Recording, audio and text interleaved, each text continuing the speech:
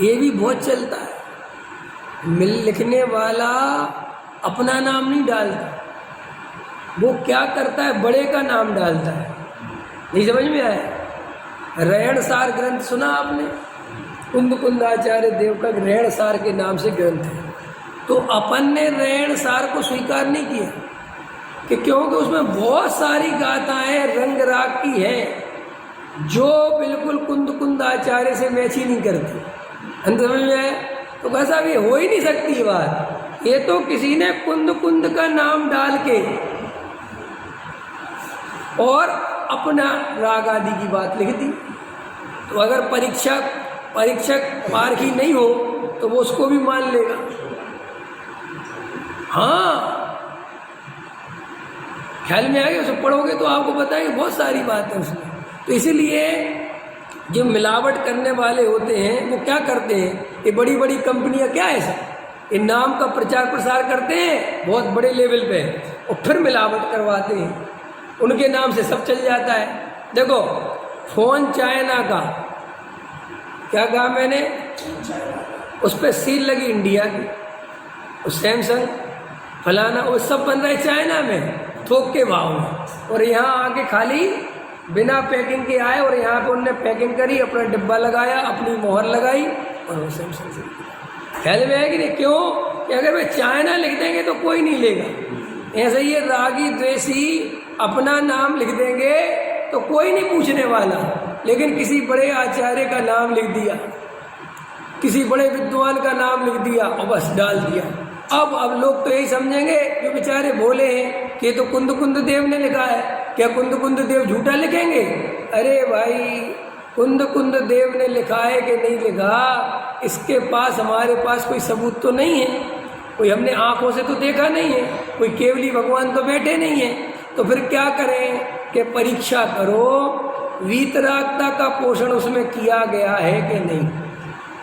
अगर वीतरागता का पोषण किया गया है तो वो जैन धर्म में मान्य है, और अगर सांसारिक प्रयोजन का पोषण किया गया, भले ही घुमा फिरा के किया गया हो, और घुमा फिरा के तरीका सिखाओ कि देखो ये मनुष्य पर्याय है, यहाँ सम्यक दर्शन पंचम काल में अरे कहाँ होता, रेयर होते हैं, इसलिए तुम तो पुण्य करो।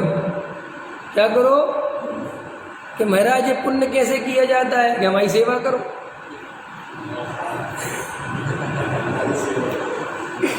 साहब इससे पुण्य मिलेगा कि महाराज और कि बस हमारी सेवा करो, हमारे जो काम रुके हुए हैं वो प्रोजेक्ट पूरे करो, दान लेके आओ, दान लगाओ, सब बनाओ, प्रभाव ना करो, सब तुम्हें पुण्य बनेगा। फिर क्या होगा, इससे तुम बढ़िया VIP ट्रीटमेंट से यहाँ से मर के सीधे जाओगे स्वर्ग।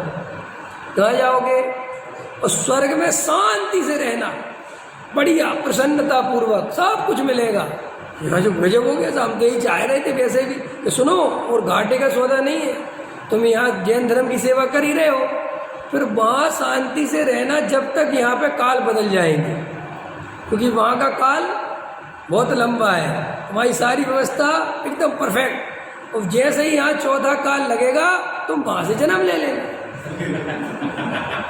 और बस यहाँ पे साक्षात तीर्थंकर बैठे होंगे, तुम उनके समोषण में दीक्षा ले लेना और सीधे मोक्ष चले जाना। क्या गलती है बताओ? कितना बढ़िया है। इतना बढ़िया कोई तुम्हारा जो है वो क्या कहते हैं पैकेज बना सकता है वर्ल्ड टूर का? है इतना बढ़िया, इतना सस्ता। अत्रो टिस्टो करो, बढ़िया भोजन खिलाओ और स्वर्ग जाओ। ख्याल में, अरे भाई विचार तो करो, ये क्या कर रहे हो तुम? उस जीव का मोक्ष मार्ग रोक दे रहे हो। वो इतना पाप लगता है, ऐसी बातें करने से सोच नहीं सकते। अरे भाई, जो जीव सम्यक दृष्टि हो सकता है, बेचारा सम्यक दर्शन का पात्र लेके उसको तुम पुण्य के जाल में उलझाने में लगे, वो मात्र जरा से अपने प्रयोजन के चक्कर में। ख्याल में आए कि नहीं? अपने प्रयोजन के साथ। बेटा दीक्षा लेना चाहता है, माँ बाप नहीं लेना देना चाहते कि क्यों, कि हमारी सेवा कौन करेगा? ये तुम्हारी सेवा के चक्कर में उस बेचारे का मोक्ष मार्ग रोक दो।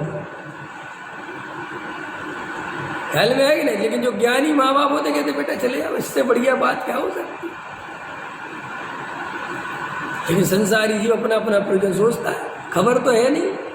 और सुनो, कोई बेटा तुम रोक भी लो तो भी तुम्हारा पाप का उदय हो तो कौन सेवा करने में समर्थ है? कोई सेवा करने में समर्थ। ये तो अपना पुण्य का उदय हो तो अपने आप सब होता है। तो ये बात निर्णय करो, थोड़ा शांति से बैठ के विचार करो कि भैया जैन धर्म में कसाय का मिटाने का ही प्रयोजन है, लौकिक कार्य घटाने का प्रयोजन है, कोई भी और दूसरा प्रयोजन। इसलिए कोई दुकान बढ़ाने की स्कीम, व्यापार बढ़ाने की स्कीम, ये सब जैन धर्म में नहीं है। और ऐसा कोई करवाता है तो वो स्वयं पापी है और अन्य जीवों को भी घृत मिथ्यात्व में ढकेलता है।